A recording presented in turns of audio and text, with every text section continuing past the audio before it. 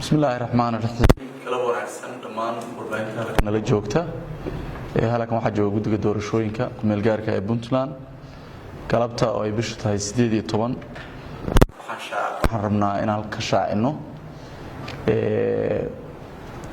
dadkii iska diiwaan galiyay gobolada iyo degmooyinka Puntland tiradooda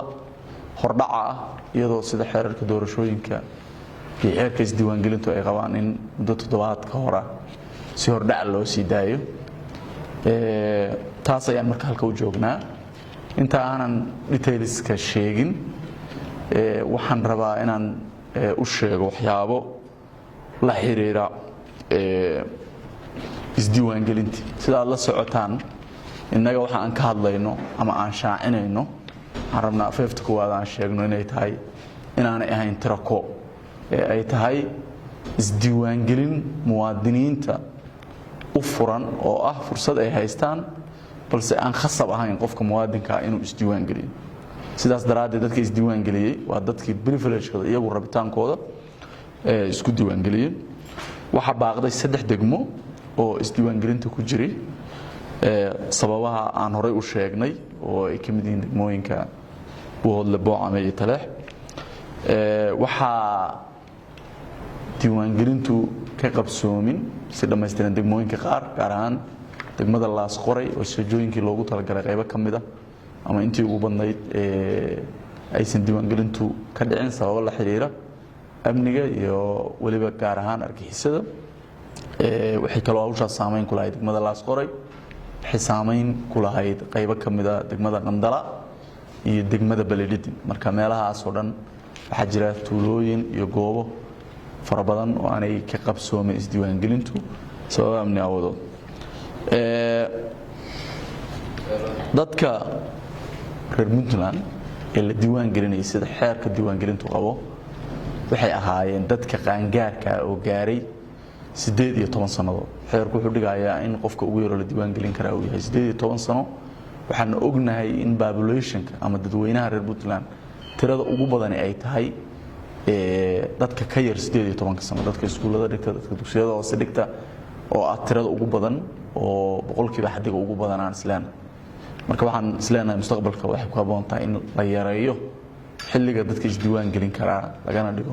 ilaa 15 iyo wixii ka hoosay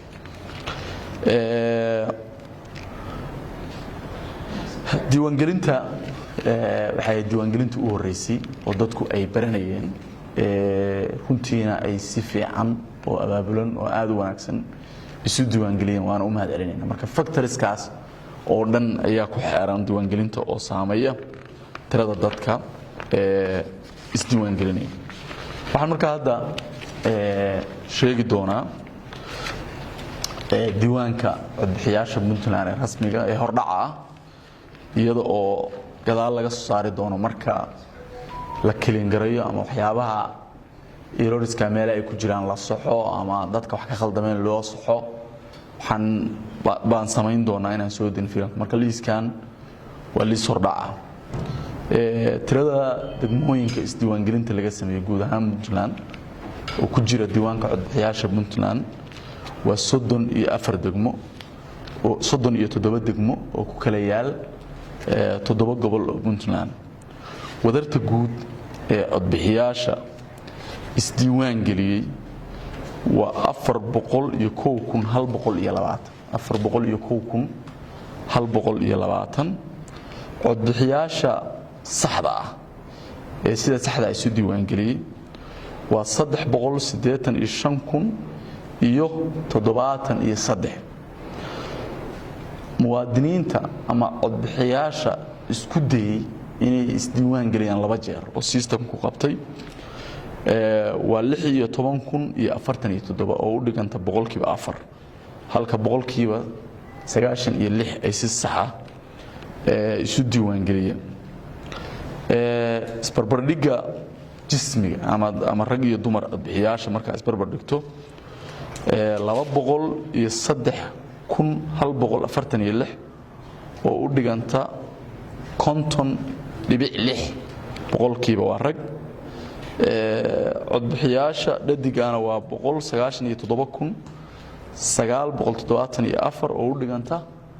49.4 boqolkiiba codbixiyaasha isdiiwaan geliyey oo da'doodu u dhaxayso 18 sano ilaa 30 sano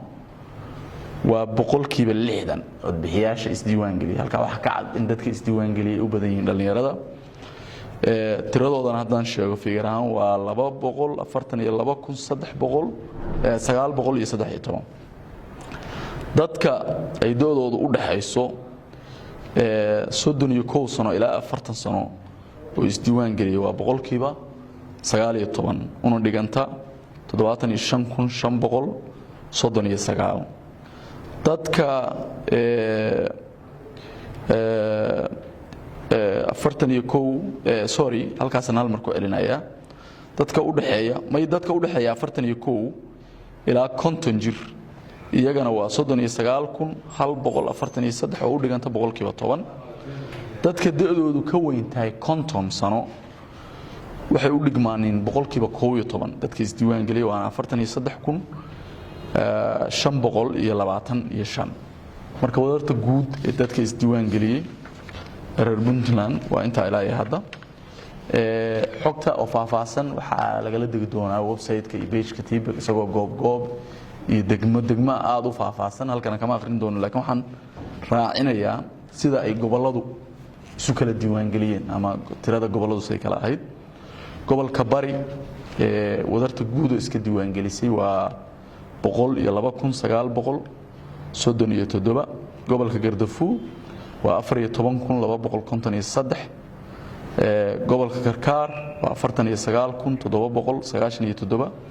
gobolka Highland waa 11,249 gobolka Mudug waa 102,353 gobolka Sanaag waa 22,608 gobolka Nugaal waa 97,923 guud ahaan wadarta isdiiwaan gelisay dadkana waa inta aan hore idin sheegay oo ah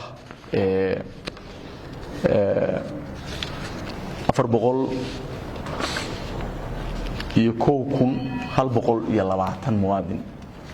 waxaan marka dadka u sheegaynaa in muddada toddobaadka haddii qofku wax cabasho ah ama meel khaldan laga qoray ama jismigiisa khaldan ama waxyaabo ka khaldan macluumaadkiisa ay jiraan oo cabasho qabo wuxuu la xiriiri karaa 328 numberka ah oo si free u soo wacayo 16 saacadood ka badan shaqeynaya halkaas laga qorayaa wixii cabasho uu qabo kadibna waa loo saxayaa wixii inta ka dambeeyana waxaan sii dayn doonaa liiska kama dhamaysta dhamaantii waan idin mahad celinayaa dhammaan dadweynaha reer Puntland oo mahad celinayaa waan ugu hambalyeynaa guusha weyn oo la gaaray oo ah in Puntland ay yeelato diiwaankii ugu horeeyay codbixiyaasha muddo dhowr iyo 20 sanadooda way dawladda hayd kii ugu horeeyay oo aan u maleynay in Puntland laga sameeyo uu yahay xataa hadii laga tiri xiliyadii dawladda reedka ay jireen marka waxaan rajaynaynaa inay maaragtay tahay bilow fiican iyo guul weyn oo la gaaray aad iyo aad u mahadsantahay